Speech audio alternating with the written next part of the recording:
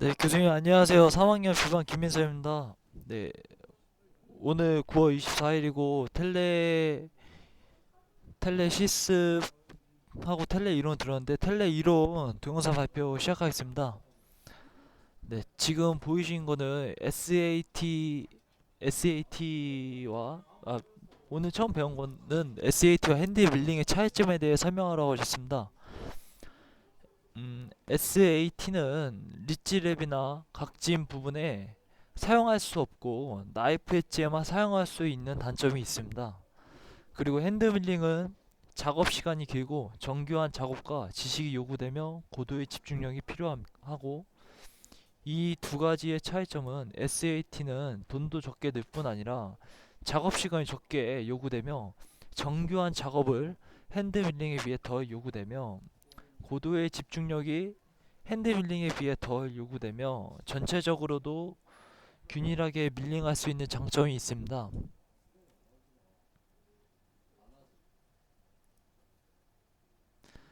네, 그림 3-30 네칸 메타 빌링이 완료된 상태를 보시게 될 텐데요. 네, 교수님께서 이렇게 질문을 던지셨습니다. 어, 1차 밀링 후 면이 거운 면 같아야 하는 이유에 대해서 설명하라고 말씀하셨습니다. 1차 밀링 후 면이 활태가지 않고 기스가 났더라면 2차 파트의 장착 탓이 이렇게 기스난 부분에 의해서 유지력이 떨어질 수 있습니다. 네, 그림 3-33 나사봇이나 다울핀을 손잡이로 잡고 연말을 시시한 장면을 보고 계신데요. 여기에서 레스트에 디스킹 하는 이유에 대해서 이렇게 설명하라고 하셨습니다. 어, 레스트의 언더컷을 디스킹을 이용해서 언더컷을 만들어서 인상체의 기계적 결합을 유지하고 도모하고 그리고 유지를 위해서 이렇게 디스크를 이용해서 언더컷을 만든다고 말씀하셨습니다. 네, 그림 3-37에서 레스트를 모르고 잘랐을 때 대처법에 대해서 설명하라고 말씀하셨습니다. 일단 패턴 레진을 만든 후 이거 굽기 전에 살짝 눌러서 우산 모양으로 만들고 밑에는 디스크로 언더컷을 만들면 이렇게 레스트를 모르고 잘랐을 때 대처할 수 있다고 말씀하셨습니다. 이렇게 1교시 이렇게 배우고 끝났는데요. 2교시 시작할 때 이제 코네이터를 보여주었습니다. 어, 코네이터는 지금 보여지는 그림과 같이 어, 모형이 위에 있고 그 밑에 코네이터가 있습니다. 이게 교수님께서 250만 원 상당의 가격으로 비싸다고 말씀하셨습니다. 코네이터의 특징을 이렇게 살펴보면 스탑링 같은 경우에는 2도, 4도, 6도 같은 링이 3개가 있는데 스탑링과 다르게 이거는 하나의 일체형입니다. 0도에서 6도까지 세분화할 수 있습니다. 그리고 2도, 4도, 6도 나뉘지 않고 한 개를 통일해서 쓸 수 있다는 특징이 있습니다. 그래서 고정시키고 풀 수 있는 형식으로 되어 있어서 장착타에도 유리하다는 장점도 가지고 있습니다.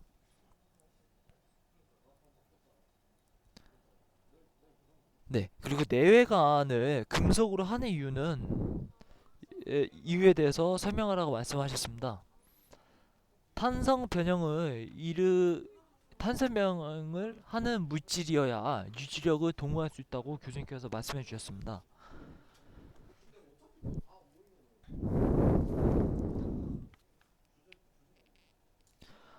그리고 지금 보여지는 사진은 세컨다리 파트를 제작할 때 보여지는 사진인데요. 세컨다리 파트 제작할 때 세컨다리 파트 인상을 위한 개인 트레이 제작입니다.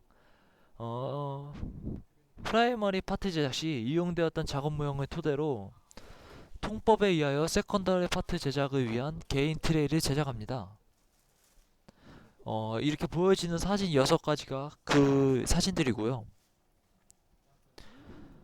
그리고 지금 픽업 이상체의 3개의 사진 보고 계신데요. 어, 세컨더리 파트 제작을 위한 기능 인상입니다. 제작된 내관부를 구강 내 지대치에 시작하여 적합히 양호할 경우에는 개인 트레이를 이용하여 잔존 치조제와 기타 지지 조직 및 지대치 관계의 관계가 정확하게 체득되도록 픽업 시 기능 인상을 체득합니다. 요것이 그림 3-40 그리고 41번입니다. 구강 내 지대치의 내관부가 완전하게 장착되지 않고 약간 유동성이 있을 경우 그 상태에서 픽업 인상을 실시하면 변형될 가능성이 높기 때문에 피하는 것이 바람직합니다. 이 상태에서는 내관부 내면에 임시 시멘트를 마진부 쪽에만 약간 바른 다음 지대치에 끼운 상태에서 픽업을 실시하면 변형되지 않는 상태에서 정확하게 체득해낼 수 있습니다. 인상 후에는 픽업 인상체 내부에 위치되어 있는 내관부 내부에 인상제가 조금이라도 흘러 들어갈 경우에는 변형된 상태에서 픽업될 가능성이 높기 때문에 재인상을 실시하는 것이 바람직합니다. 네, 그림 3-42번 픽업 인상체에 위치된 내관부입니다. 요거 같은 경우는 인상체 내부에 끼워져 있는 내관 내부에 분리제, 바세인 등을 도포하고 패턴 레진을 3-2 정도만 채웁니다. 채움 상태에서 나사못이나 다우핀 등을 내관부 중심부에 위치시키고 패턴 레진이 중합되어 내관 내부에 완전하게 고정될 때까지 기다립니다. 요것이 그리고 인상체 내부에 패턴 레진이 아닌 경석고를 직접 주입할 경우에는 세컨더리 파트 제작 과정 중에 뇌관을 작업 모형 상에 치형해서 수시로 가철할 수 없기 때문에 피해야 한다고 교수님께서 말씀해 주셨습니다. 네, 제가 방금 말한 거는 그림 3-42번 뇌관부 내부에 패턴 레진 도포하는 그림과 그림 3-43번 뇌관부 주위에 바센 도포하는 그림의 설명을 하였습니다. 네, 그리고 뇌관부 내부에 다우핀을 고정시키는 장면입니다. 패턴 레진을 뇌관부 내부에 채운 상태에서 적당한 점조도가 될 때까지 일시 기다린 다음 다우핀이나 나사못 등을 위치시켜 중합을 완료합니다. 이것이 그림 3-44와 45번 그림입니다. 모형제와의 기계적인 결합력을 높여주기 위해서 다우핀의 기저부에 디스크를 이용하여 홈이나 언더컷 등을 만들어주거나 플라이어로 구부려 이용한 것도 바람직합니다. 저도 기공소 나갔을 때 이 패턴 레진을 이용해서 그 인상체 그 치관에 붙여 있었는데 패턴 레진 이용해가지고 다이얼핀을 반으로 자른 다음에 고정시켜서 경석골을 부어서 세컨 모형을 만들었던 적이 몇 번 있었습니다. 근데 패턴 레진 만들 시에는 이게 여러 번 혼합 섞어서 작업을 하는데 혼합 비율이 되게 그때그때마다 다르고 이게 패턴 레진이 냄새도 조금 심해가지고 고약해가지고 조금 당황했던 적이 있었던 것 같습니다. 교수님께서 이 패턴 레진 이용해서 이제 하는 거를 이제 특허로 내셔서 하신다고 들었는데 제가 이렇게 교수님처럼 이렇게 많이 발명하고 이렇게 했으면 너무 좋겠다는 생각을 하였습니다. 네, 지금 보여지는 그림은 3-46 박싱 방법에 의해 제작된 세컨 파트 작업 모형입니다. 그 밑에는 픽업 인상체에서 빼낸 세컨더리 파트 작업 모형입니다. 네, 일단 박싱 방법에 의한 세컨더리 파트 작업 모형 제작은 세컨더리 파트 제작을 하기 위해 픽업 인상체에 박싱 방법을 이용하여 기능 인상된 보더까지 체득된 작업 모형을 제작합니다.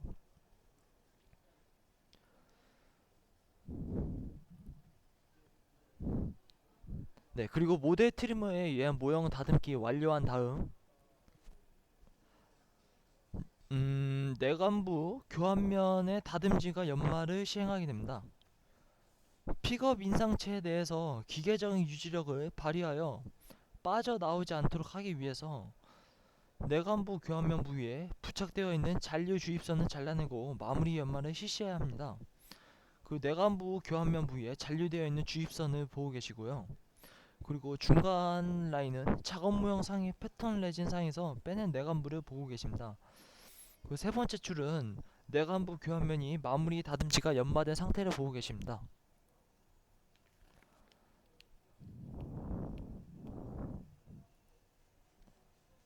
네, 그리고 마무리 연마된 내관부가 보여지겠고요. 내외관부를 왜 고이드로 해야 되는지 교수님께서 여쭤보셨습니다. 일단 외관이 내관을 밀고 들어오는데 그 오는 동안 탄산 변형이 있는데 이를 견디는 게 귀금속밖에 없다고 교수님께서 말씀해 주셨습니다. 그리고 지금 보여지는 첫 번째 줄의 그림은 외관부를 제작하기 위한 작업 모형상의 내관부입니다. 그 두 번째 줄은 내관부 내부에 패턴 레진 주입 후 다워핀을 고정시키는 방법입니다. 첫 번째 내관부 내부에 다워핀 고정시키는 방법은 내관부 측면 밀림과 교환면 마무리 연마가 완료되면 패턴 레진을 이용하여 외관부를 제작해야 하기 때문에 먼저 작업 모형의 패턴 레진상에 내관부를 빼냅니다. 내관부 내부에 적당량의 패턴 레진을 주입한 다음 다워핀을 중심부에 넣고 중압이 완료되면 고정될 때까지 기다립니다. 이것이 그림 3-53과 3-54번의 그림입니다.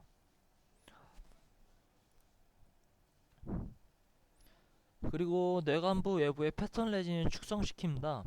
적당한 패턴 레진 점저도를 이용하여 내관부 외부에 전체적으로 축성하는데 주의할 사항으로는 점저도가 너무 낮아 마진부 쪽에 흘러 내관부 내부로 들어가지 않도록 해줘야 합니다. 내관부 외부에 어떠한 분리재 등을 도포하지 않도록 하고 세정된 상태에서만 건조만 되면 패턴 레진 즉시 축성한 것이 바람직하다고 교과서에 나와 있었습니다. 그리고 증기 세척에 의해 완전히 세정된 내관부 외부를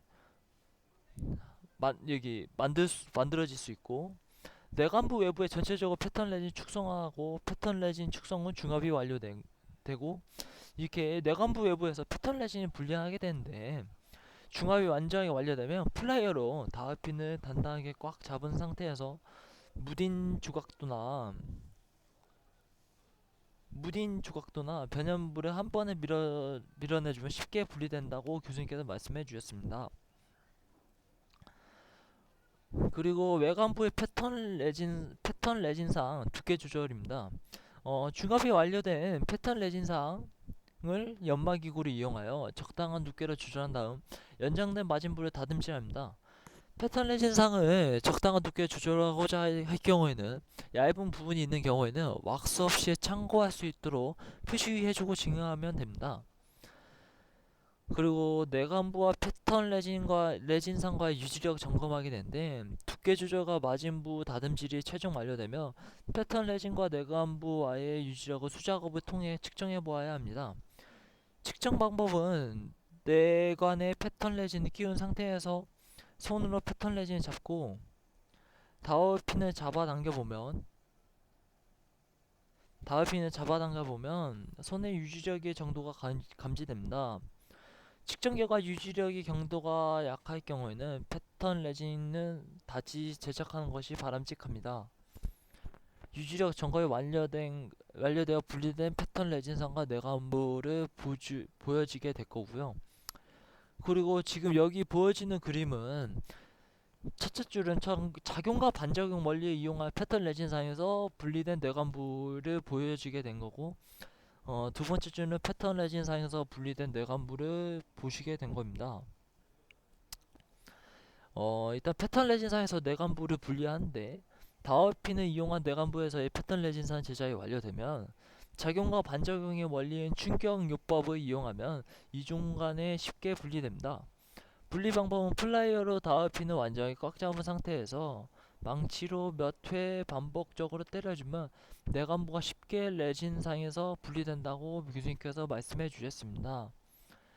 근데 제 생각은 이걸 배우기 전에 제 생각은 그 전동 드라이버가 있듯이 그런 조그만 드라이버를 이용해서 똑같은 압력을 이용해서 툭툭 쳐준다면 분리된다고 이렇게 생각했는데 어 교수님께서 말씀해 주신 그 답과 거의 어떻게 큰 틀로 보면 좀 비슷하다고 생각되었습니다. 네. 그리고 또 다른 분리 방법으로는 알코올 램프상에서 페틴레진을 가열해주면 열에 의하여 내관부가 스스로 밀려 쉽게 빠져나올 때 즉시 제거하는 방법입니다. 이 방법에서 주의할 사항으로는 너무 가열을 많이 할 경우에는 내관부가 열에 의하여 산화될 수 있으며 페탄레진이 하나의 덩어리로 빠져나오지 않고 잔류 찌꺼기가 내관부 내부에 붙어 있어 완전하게 제거하는데 번거로움과 복잡함이 발생할 수 있습니다.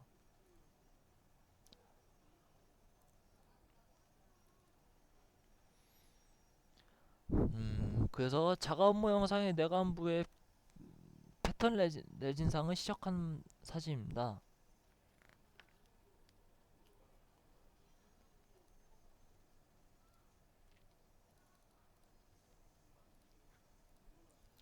네, 그리고 작업 모형의 패턴 레진상에 위치한 내관부가 있고요. 작업 모형상의 내관부에 시작된 외관부의 패턴 레진상이 있고요. 내관부의 패턴 레진상에 시작된 작업 모형도 있습니다. 이렇게 내관부에 시작된 개개 패턴 레진이 연결하는데 내관부에 시작되어 있는 외관부인 개개 패턴 레진상을 패턴 레진을 이용하여 붙여주는데 이때 완전하게 중합이 완료될 때까지 기다려줍니다. 중합 과정에서 서로 끌어당기는 흡입력이 발생되기 때문에 즉시 빼내지 말고 장시간 기다려 중합 반응에 의한 변형 발생이 적을 때 다음 작업을 진행하는 것이 바람직합니다. 그리고 외관부 납형을 제작하게 되는데 패턴 레진으로 제작된 외관부를 이용하여 귀합기 상에서 대합치와 전체적인 부천물 조화를 고려한 납형을 제작하게 됩니다. 외관부 납형 원심면에 더브테일을 형성하게 되는데 외관부 주조 후 프레임워크와 연결 결합시키기 위해서 납형의 원심면에 시트 왁스를 붙인 다음 그 위에 더브테일인 새들 왁스를 부착해 줍니다. 주입선 부착인 리텐션 비드를 형성해 주는데 납형에 주입선을 부착한 다음 원추대에 고정한 상태에서 납형의 페이싱 부분에 접착제를 도포하고 그 위에 적당한 간격과 비드를 수작업으로 붙여줍니다. 리텐션 비드를 형성할 때에는 접착제 도포 후 비드를 이것저것 뿌려주는 방법은 피해주는 것이 바람직합니다. 왜냐하면 이것저것 뿌려줄 때에는 서로 뒤엉켜 레진과의 기계적 결합력이 떨어질 수 있기 때문입니다. 어, 외관부 주조 주입선의 절단은 주조 시 사용한 주조 금속은 내관부와 동일하게 탄성과 마찰 계수 가장 뛰어난 타입 3 50에서 60% 이상 함유된 귀금속을 이용하여야 합니다. 이때 금 함유량이 너무 높은 합금일 경우에는 과유지력을 얻을 수 있기 때문에 피하고 반대로 금 함유량이 너무 낮은 합금인 경우에는 탄산 변형을 기대할 수 없기 때문에 피하되 반드시 내관 동일한 귀금속 합금으로만 제작하는 것이 바람직합니다. 네, 이렇게 9월 24일 텔레 이론 첫 번째 시간, 두 번째 시간은 진짜 정말 세밀하게 얘기하고 발표하였습니다. 일단 제가 교수님의 말을 이해 못한 것도 있고, 교수님의 말을 못 적은 것도 있고, 제가 또 이렇게 정리를 못해서 또 말 못한 것도 많았습니다. 그러면서 그런 거를 보충해주면서 교수님의 교수님의 말씀에 이해 못한 것들은 이 텔레스코프 치과기공학 책을 이용하여서 많이 정리하면서 이게 보게 되었습니다. 이렇게 텔레스코프 기공학을 배우게 되면서 이거 기공소 시습을 갔다 왔었는데 참 이게 쉽지 않은 기공 과정이라고 생각되었습니다. 그러면서 이렇게 쉽지 않고 복잡한 기공 과정에서 더욱 완벽한 이렇게 보천물이 완성되지 않나 이렇게 생각이 되고요. 어, 이렇게 각 지대치의 방향에 그리고 각도에 따라서 끼 수 있고 안 끼 수 있고 에 따라서 되게 정말 중요하다고 생각되었습니다. 그래서 이렇게 지금 보여지는 그림에서 코네이터의 기능에 대해서 이렇게 한번 설명해 보자면 독일 뮌헨의 기공실에서 매 수많은 코너스 크론의 임상 모형을 제작하던 치과 기공사가 콜럼버스의 달걀과 같은 아이디어 지대치 취향을 움직이며 측면 현상에 있어 대부분의 문제를 해결할 수 있다를 찾아내어 그 원리를 적용하여서 코네이터라는 기구를 만들어냈으며, 이 기구를 사용함으로써 한 개의 왁스 커터만을 이용하여 나평의 측면 형성을 완전하고 정확하게 할 수 있게 되었다고 이 책의 코네이터가 설명되었습니다. 코네이터를 사용하면 코너스 크로네가 각도가 다른 몇 가지 왁스 커터와 밀링 연마 공구 없이 봉우리가 생기지 않는 균일한 두께의 코너스 크로네를 단시간에 합리적으로 제작할 수 있습니다. 적절한 내관을 제작할 수 있다면 자동적으로 외관도 정밀도 높게 제작할 수 있게 되며, 내관 두께를 균일하게 제작함으로써 외관을 확실하게 개선시킬 수 있습니다. 코네이터를 사용하며 한 개의 왁스 커터만으로 측면 형성을 할 수 있으므로 봉우리도 생기지 않고 균일한 두께의 내관을 합리적으로 제작할 수 있기 때문에 음각도 적어집니다. 내관이 두께 균일하게 제작해야 하는 이유를 살펴보면, 첫째, 외관이 두께도 균일하게 연결시킬 수 있어 부천물의 외관 강도를 안정시킬 수 있으며, 둘째, 외관 두께가 균일해지면 납작에 의한 외관의 변형도 잘 일어나지 않게 할 수 있으며, 셋째, 외관이 형태 수정을 통해 외관을 쉽게 제작할 수 있으며, 넷째, 내외관은 불결 구역을 최소화할 수 있다는 이런 큰 장점이 네 가지가 있습니다.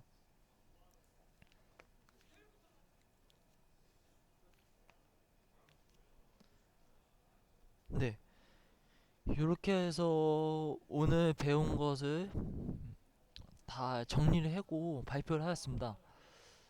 음, 이게 텔레스코프에 이렇게 코너스 크로네 덴처의 장점을 살펴보자면, 첫째, 열에 의한 자극을 차단하여 활성 치아의 치수를 보호할 수 있으며, 둘째, 삭제면 상에서의 음식 잔사나 치태 형성 차단과 변연뷰 치윤뷰를 할 수 있으며, 셋째, 보철 치료 종료 시까지 신미성을 제공하며, 넷째, 정상 악관계를 재현할 수 있으며, 다섯째, 즉시 이치로서의 기존 이치를 고정할 수 있으며, 여섯째, 언어 기능과 저작 기능을 등을 얻을 수 있으며, 일곱째, 보철무리의 상처의 붕대 역할을 하며, 여덟째, 전치 부위의 심미적인 손상을 막을 수 있으며, 아홉 번째, 구치부에서 지지 부위가 유지되며